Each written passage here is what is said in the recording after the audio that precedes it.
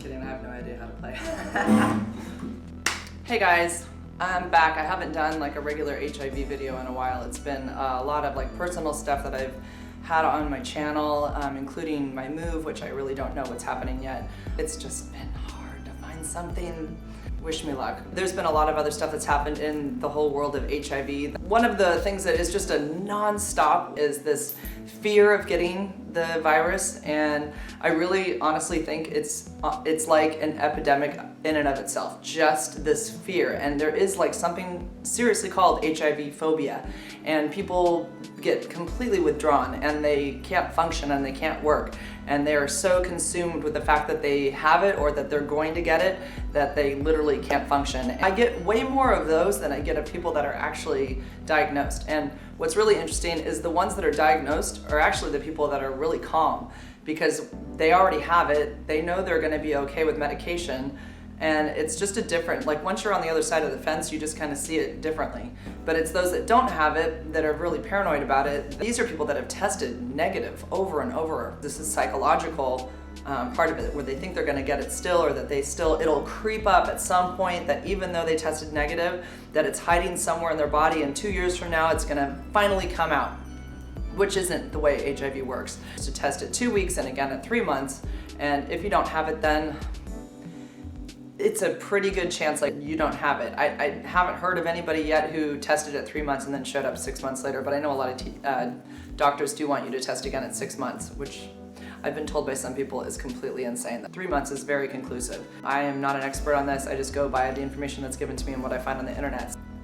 Okay, a lot of people say in my videos, and I don't know if it's the comments, I don't know if they're not watching my videos all the way through, but a lot of people say, get well soon, which is funny to me because I'm fine, and it took me about 5 weeks to recover from having pneumonia and to get my HIV settled down with my medication, and I've been totally fine since then. So it's funny that people still say, get well soon. I'm fine, I'm well, it's over, there's no getting well soon, I'm not sick. So I'm super good, I'm super healthy. One interesting thing that I remember when I was sick, I remember laying on the couch and feeling like they're gonna know. I felt like I will have like a big flashing sign on me when I walk out the door and people see me, for sure. How would they not know? I mean, I know this is in me now. And so I just assumed that everywhere I went, people would look at me differently. And you know, that doesn't happen. Nobody can tell that you have HIV. And there's a lot of people out there that are worried about that as well. And there's no look, you can't tell. There's nothing about me that would suggest HIV. Some people say, oh, there is a look, there's a smell, no, there's not. There's no look, nothing. By the way, when you're undetectable, it's not in your blood anymore, it's in your lymph system. So it's in your lymph cells, but it's shut down, it's suppressed. The virus is still there, but in a very small amount. It's not running through your bloodstream anymore, it's not doing damage to your immune system, it's just in these lymph cells. And the medication comes in every 24 hours and basically says, stay down, I'm not gonna let you replicate. And so the HIV is just like hiding in these lymph cells, what's left of it. And it's like, okay, I promise. You know, because the medication's coming in every 24 hours, keeping it suppressed. So it's not affecting me at all. HIV doesn't affect me. I have to say I have it because if I wasn't taking the medication, then it would come out, it would wake up and it would go, oh yeah, we're gonna start doing some damage again. But right now, that's not where it is. It's totally suppressed. It's not affecting me. So I don't think a lot of people understand that. It doesn't affect me as far as illnesses. I still have regular allergies and colds like anybody else. I don't get sicker. It's just like any other person or before I had HIV. One thing that I think is really interesting about HIV that somebody pointed out to me is that like literally it's taught in junior high, maybe for part of a health class, and maybe one more time in high school. Other than that, that's it. So you guys have the internet to find out about HIV if you don't remember what you learned in those 2 weeks during school or 1 week during school. So it's just the internet that you're gonna get information about HIV, which is interesting. There should be more available, I think, and I don't know in what capacity, but there's enough people that are terrified that ask me the same kind of questions over and over again that I know that this information, they're not finding it easily enough, or they're just not searching enough because they're so much in fear that they can't even type, if that makes sense. I mean, I feel like they're so scared to look for answers that they actually won't look for them, so they just ask me because it seems easier. And they assume that I'll know everything, but I don't. I have to look a lot of stuff up too. But for the most part, I think HIV is really just taught in school for a short time, and that's it. Then you're left to figure this out for the rest of your life, whether you should protect yourself and what the symptoms are and whether you should test. All that stuff is kind of left to you as an adult. Hopefully your healthcare provider is giving you that kind of information. There's shame. That's all I hear about is shame everywhere.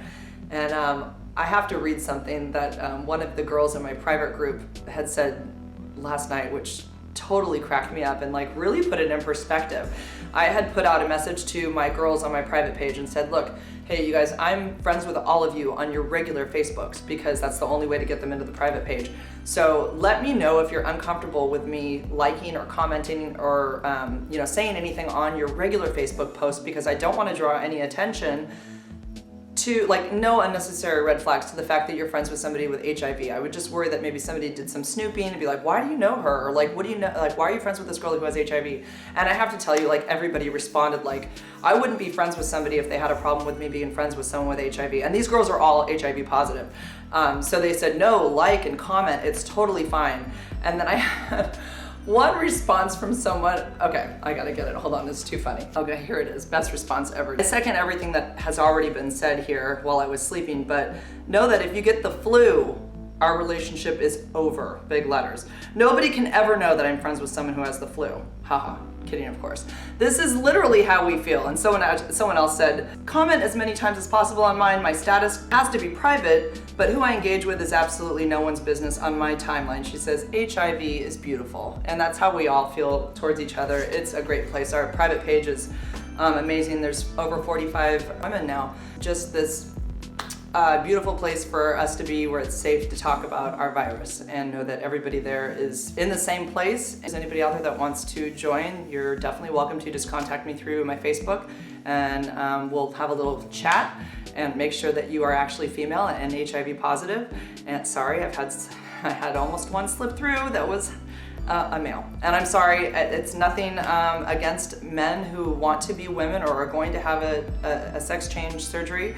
I totally respect all of that, but we were born differently, and anatomically we contracted the virus differently. So I feel like it's more of it's a really specific group. So I hope that everybody understands that and respects that and doesn't take offense to it. It's an amazing feeling to know that I have these people in my corner and I'm in their corner, and we're from all over the world and we're bonded, man. I mean, we love each other. Like, we tell each other, I love you. Like, I love you, you're my sister. We all come from different walks of life completely, but it doesn't matter. We're a family, and everybody new that comes in, they're an instant family member. When I add a new member and I introduce them to the group, the list of people that comment within the next hour is insane. It's like, welcome, welcome. And somebody actually wrote, welcome home, which just totally made me start crying. I mean, it's just, gosh, stop crying, Jennifer. Oh my God. Every time I think of that, I get choked up. I think it's just an amazing response to somebody new coming, because I know that most of the people that come into the group have come from being in a place of solitude. So to know that there's this group that's available, that's an instant welcome place to be with your virus to talk about whatever you want and we've had some amazing discussions on there about all types of things in regards to how we got it, everything, including medication and stigma, and it's just to get feelings from what everybody feels about it. I did get to meet two of them recently, and it was so great to finally meet them in person, and we would giggle at our table that if anybody knew why we were here meeting, we all have HIV right here. We actually took a picture with our pills in our hand, and again, I always say, but if the world could see the women on this page, they would be blown away to see the beauty that is there. And it's not what people think. It definitely is not. You're walking by people all the time that have HIV and you just have no idea. Okay, I wanted to share this letter. This was from a man in the Middle East, and that's basically all the information I can give as far as his whereabouts. He says, Dearest Jenny, please, how does it feel to be diagnosed with HIV in a place where diagnosed people go to absolute isolation and lucky ones go to jail for just contracting the virus? How does it feel when you end up alone, completely alone, while you don't know where to go and what to do? How does it feel when you live in a place where there is no medical help or medication and the only source for information are the good and pure people such as you? Welcome to the Holy Land of the Middle East. Because testing is even taboo here, people fear to go to be tested. I was lucky to travel to London and to have it done there. Unfortunately, the result was positive. It was October 24th last year. That day, my whole life changed. With a very low CD4 count of 10, I started medication immediately.